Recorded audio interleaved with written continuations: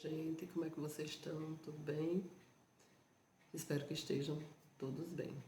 Vamos dar continuidade à nossa disciplina, né, de fonética, falando agora sobre os distúrbios da linguagem oral. Vamos ver alguns distúrbios da infância, da linguagem oral, nesse período, certo? Vamos começar com atraso de linguagem, certo? Então, atraso de linguagem. O que seria esse atraso de linguagem? A progressão da linguagem processa-se na sequência correta, mas em ritmo mais lento, sendo o desempenho semelhante ao de uma criança de idade inferior.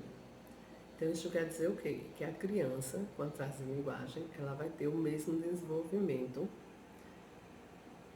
dentro daqueles padrões. Vai seguir a mesma sequência do padrão, tanto de aquisição de fala como de aquisição motora, mas ela vai ter o quê? Um atraso, tá? Um retardo desse desenvolvimento. Ela vai cumprir todas as fases, porém de maneira mais tardia.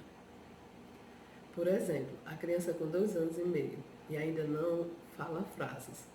São crianças que demonstram ter uma compreensão adequada, integram, olham, brincam, sorriem, mas falam pouco, quando comparadas às outras crianças da mesma idade.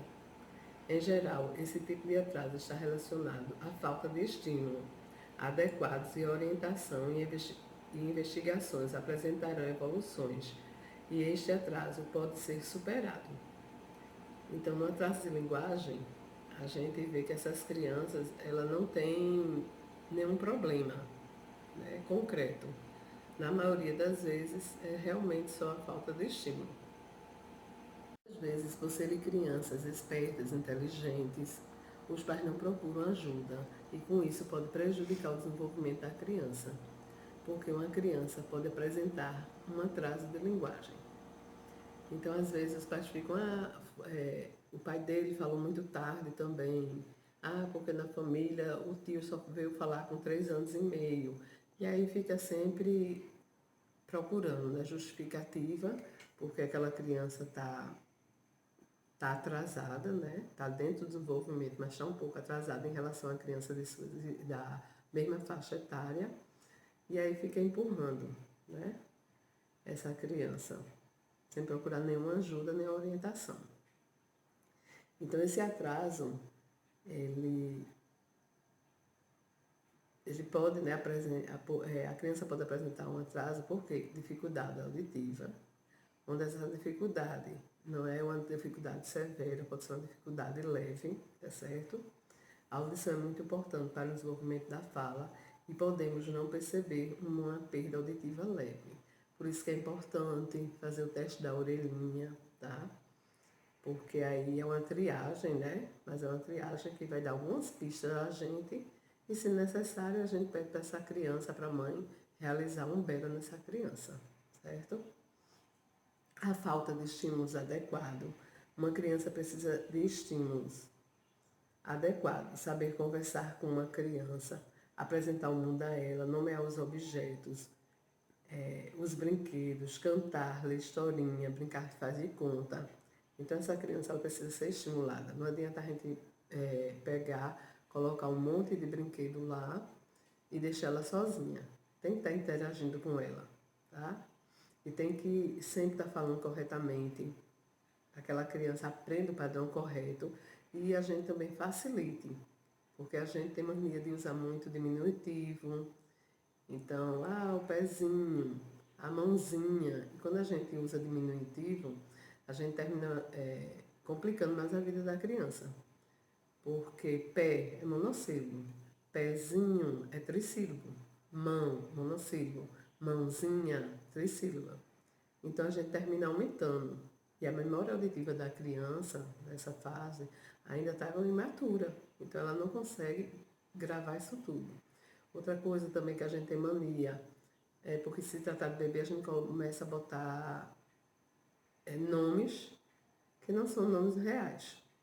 Então a criança quando começa a estar procurando a chupeta, é a petinha, é a peta, cada um inventa um nome, é chuchu, né? Então, isso também vai fazer o quê? vai dificultar a criança, que a criança já vai começar a aprender a assimilar aquele nome incorreto. Então, a maneira correta de estimular a fala, que a gente tem que orientar esses pais é o quê?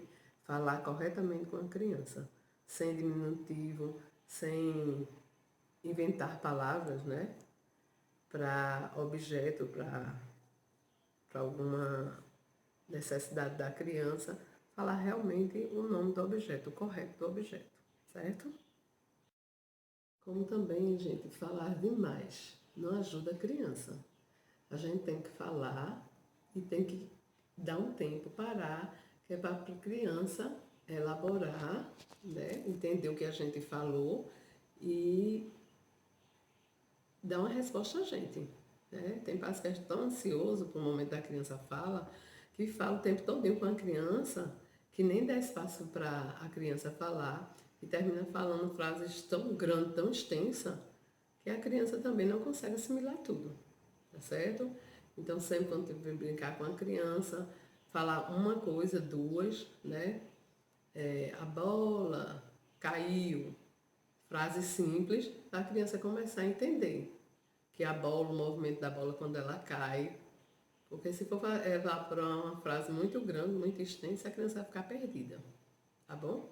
Então tem que ter essa preocupação também, com ansiedade de falar, né? Outro ponto são as dificuldades cognitivas. Então, criança com déficit cognitivo também terá dificuldade no desenvolvimento da fala.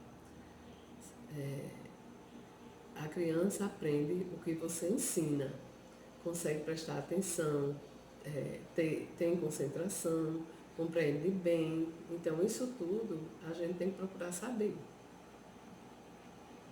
Como está o desenvolvimento global dela, se ela demorou para sentar, para andar, porque aí é uma criança mais lenta. Isso é a parte cognitiva, a gente vai procurar saber com os pais ou responsável. Que aí a gente vai ter uma noção. Então, se uma criança, vamos andar até um ano e um mês, no máximo 2, está dentro da faixa esperada, né?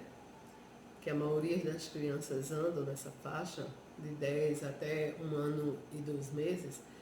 Então, se a criança chegou a 1 ano e 6 meses, começou a andar, não, ela andou um pouquinho preguiçosa, ela só começou a andar com 1 ano e 6 meses. Então, já houve um atraso aí no desenvolvimento motor dela. A mesma coisa acontece com a fala. Então, a parte cognitiva, a gente tem que perguntar e tem que observar como é que está essa parte, né, de compreensão dessa criança. Porque a gente sabe que a partir de 1 ano e meio, 1 ano e meio não, 1 ano e 2 meses, a criança já começa a entender ordem simples. 1 ano e 3 meses, a gente diz, bote, vai pegar tal coisa. Então ela vai e pega. Tá certo? Então a gente tem que observar e tem que perguntar à mãe como é todo o comportamento dessa criança. As síndromes genéticas, que as crianças podem nascer com alteração genética e várias síndromes, causam atraso na fala e na linguagem. As dificuldades na motricidade oral. Então, crianças que respiram mal, que têm problema de adenoide aumentadas, por exemplo, podem respirar muito tempo pela boca e isso prejudicar toda a musculatura dos órgãos fonoarticulatórios. Isso afeta o desenvolvimento da fala, como também o hábitos bucais, né? Então, aquela criança que tem adenoide, nossa glândula, né? Que todo mundo tem, só que às vezes tem crianças que estão muito grande. E aí ela não consegue respirar pelo nariz, porque obstrui as vias aéreas superiores.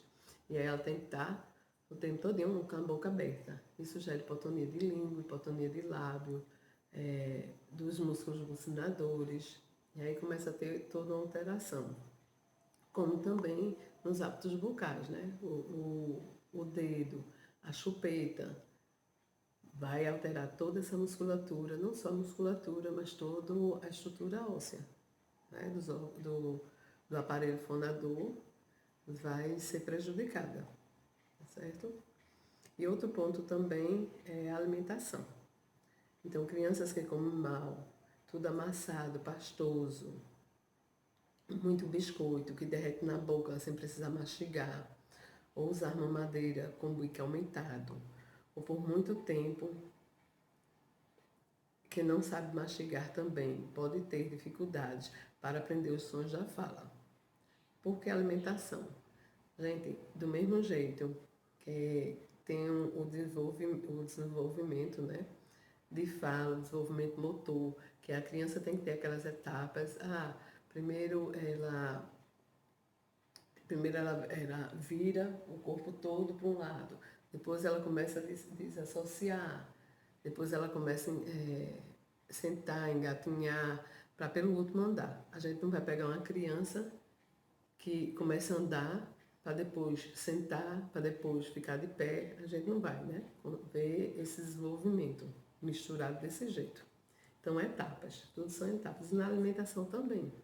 Primeiro da alimentação líquida, a sucção, depois tem que haver a introdução de alimentos pastosos, depois o sólido amassado, depois o sólido mole, mas sem amassar, e até a consistência sólida, onde a criança vai mastigar. E essa mastigação que realmente vai trabalhar a musculatura, tá certo?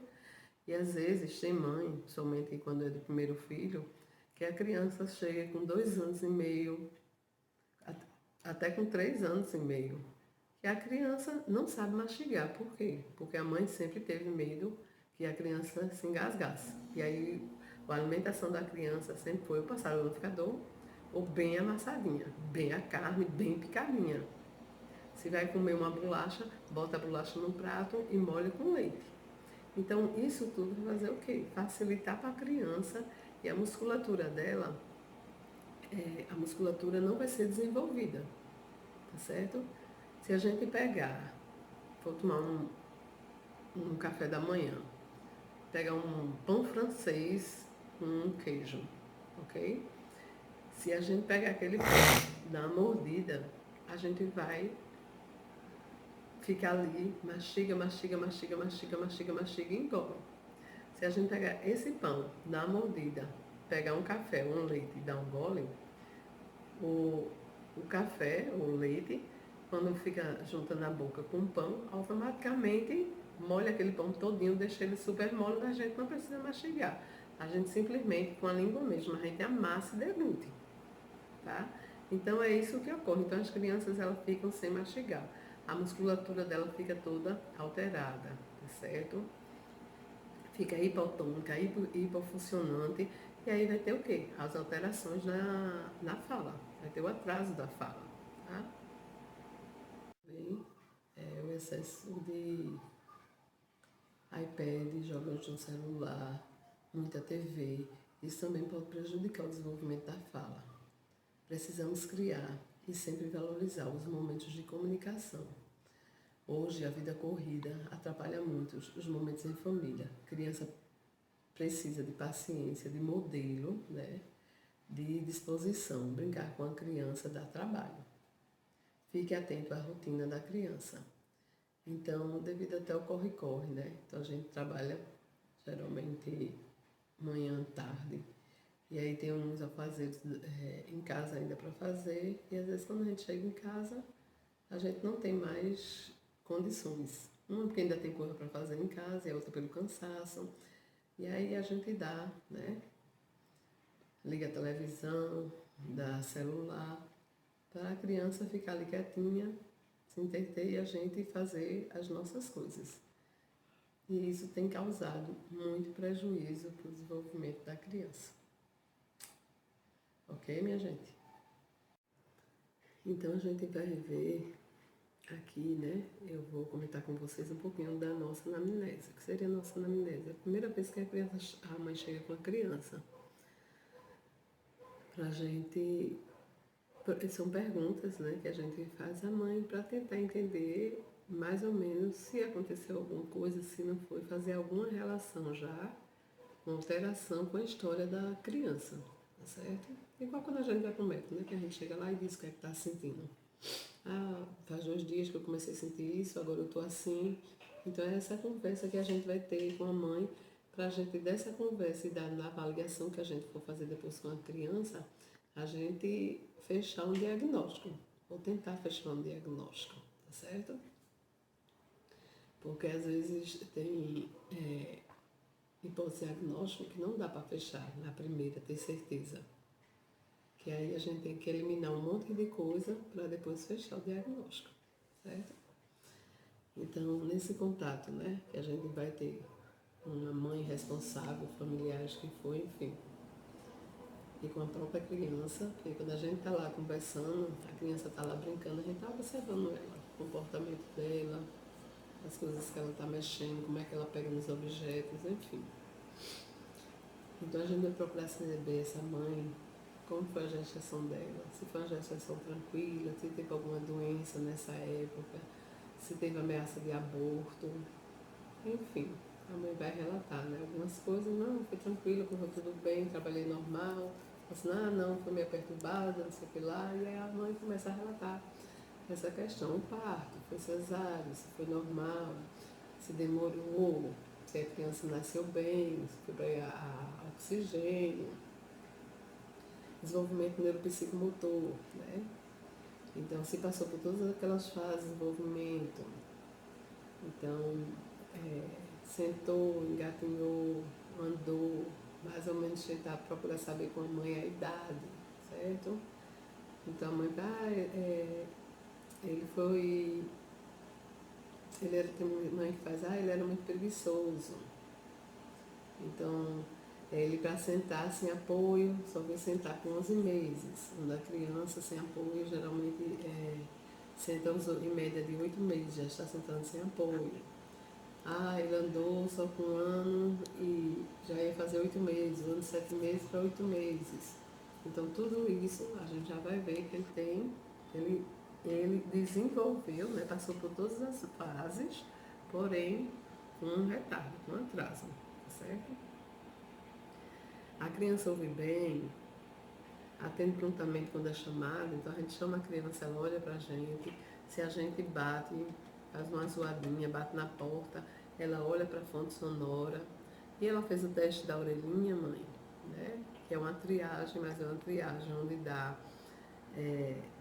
onde a gente pega a base de ter ou não já uma perda auditiva, mesmo que seja leve, né?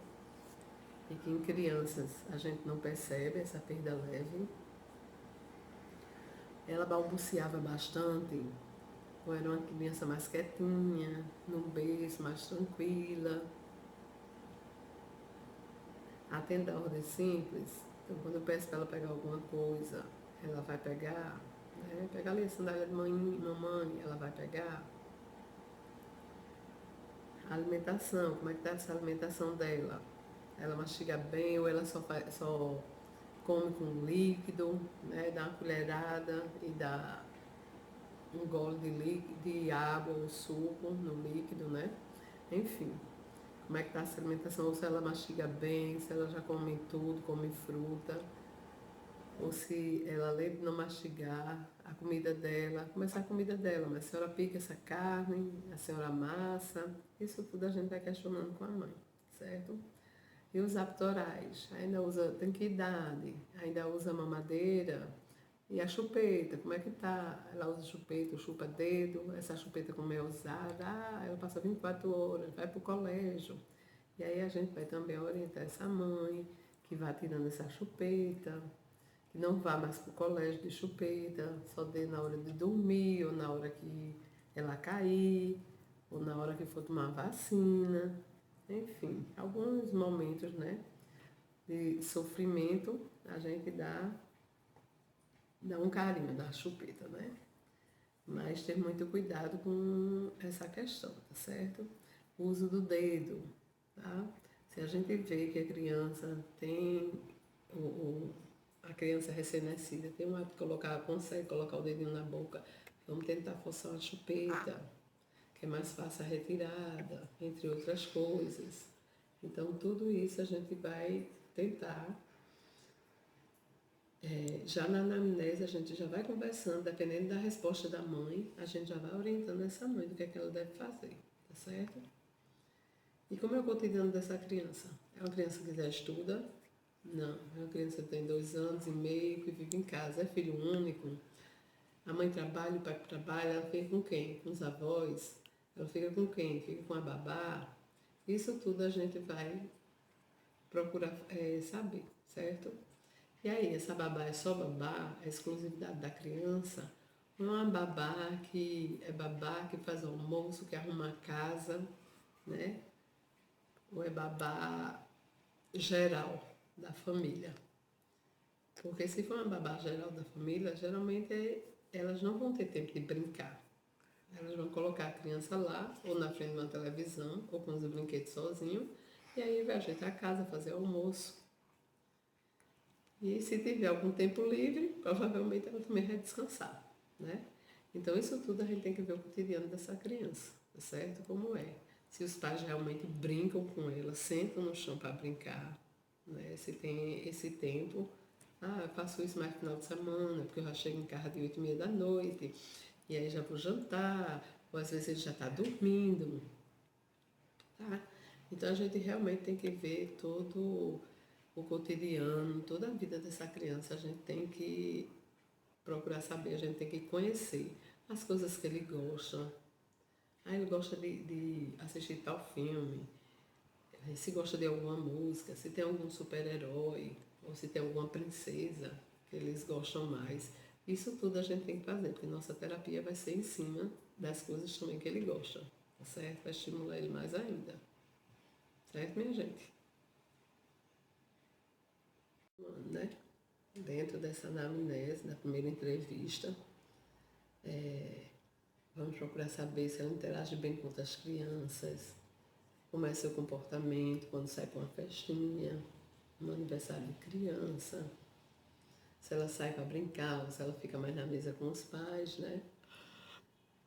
Quais a dificuldade que os pais observaram, ou só foi a questão da fala, ou teve outra coisa que a mãe também, eu acho isso, porque o priminho está mais ou menos nessa idade, já faz isso e ele não faz. Ou só não, só fala mesmo dele que eu acho que ele fala pouco, tá? Alguém da família teve ou tem esse problema, ou alguém da família tem algum problema de fala, né? Alguma deficiência auditiva, cognitiva, enfim.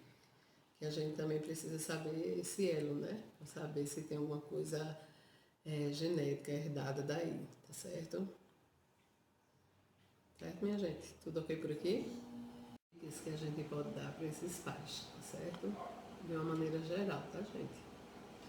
Que aí cada criança quando vem pra gente, dependendo do que a mãe for relatando, a gente já vai orientando, a gente já vai dando algumas dicas, isso daqui é de uma maneira geral.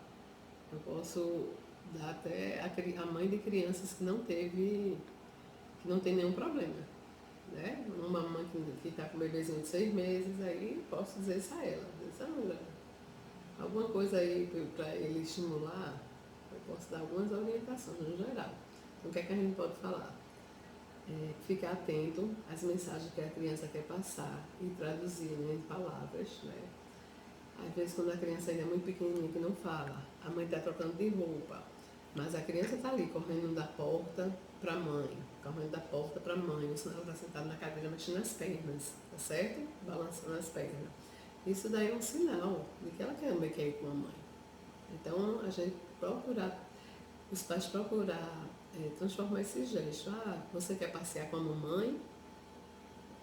Para sempre fazer essa relação com a linguagem expressiva, né? A linguagem não verbal, com tentar entender e traduzir, né? Essa linguagem em palavras, em frases mesmo.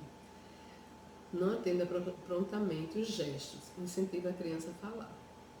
Então chega uma criança, né? Meu filho está ali, então eu tenho ali em cima do meu armário, eu tenho o biscoito, eu tenho uma garrafa térmica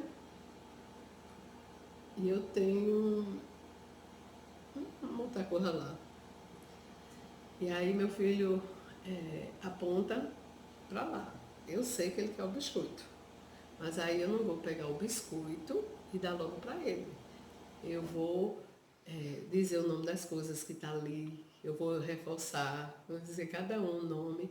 Eu pego aquele o biscoito, É o biscoito que você quer, então eu falo umas 2, 3 frases na frente daquela palavra. Tenta esperar um pouquinho para ver se sai alguma vocalização dele. Tem que ser mesmo ele bem pequenininho. E aí a gente entrega. Porque aí a gente já está estimulando o nome daqueles objetos, não está dando o tempo todinho na mão dele. Porque aí também, às vezes, ocorre um atraso somente por isso. A criança não tem nada, a criança não tem nada de cognição, a criança não tem nada auditiva, a criança não tem nada.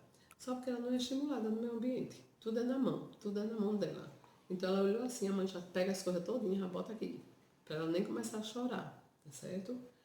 Ou para não tentar fazer nada. Se aperrear, então a mãe dá tudo na mão. Então aquela criança fica acostumada, tá? Ela realmente se acomoda. Não é que ela seja preguiçosa, é que ela se acomoda à situação, certo? Então a gente tem que forçar, tem que estimular as crianças a falarem, a vocalizar. Nomear os objetos e falar o que está fazendo. Então se eu pego dar um banho nela, muito pequenininha ainda, se eu estou dando um banho, o pé, quando for ensaboar o pé, o dedo, a mão, a cabeça, o cabelo, vamos lavar o cabelo para ficar limpo, cheiroso. Trocar de roupa a mesma coisa. Limpar o cocô, vamos limpar esse cocô, fez cocô. Então tudo, vamos tirar esse cocô. Sempre nomeando as coisas e também falando de modo simples o que a gente vai fazer, certo?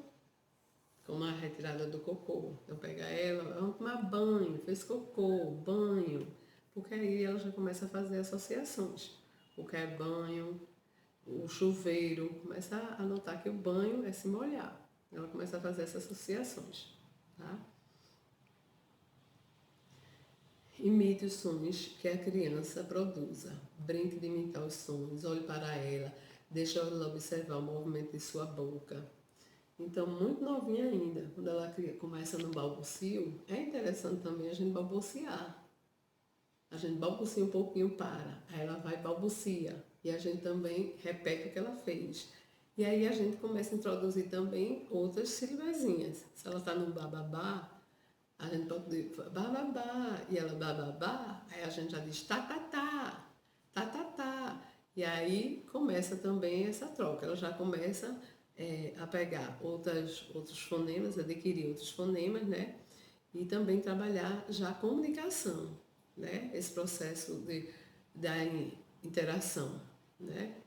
Eu falo e você fala, o diálogo. Então a criança já começa a ter essa noção também. E nesse momento é que ela olha, quando você fala e olha para a boca. Quando for contar a história com entonação, mudando de voz, certo? Então tenta um personagem botar uma voz mais grossa, outra voz mais fininha, porque aí vai chamar a atenção dela. Principalmente na região da boca. E como a gente sabe, toda criança aprende por imitação. Então ela vai começar a imitar também os movimentos da boca. Ela vai olhar para a boca para aprender esses movimentos, né? Evitar usar os diminutivos ou a fala do bebê, né? Que justamente é isso que eu já tinha comentado, né? Que a gente aumenta, dificulta mais ainda a aquisição da criança com a palavra, porque a gente aumenta na maioria das vezes as palavras.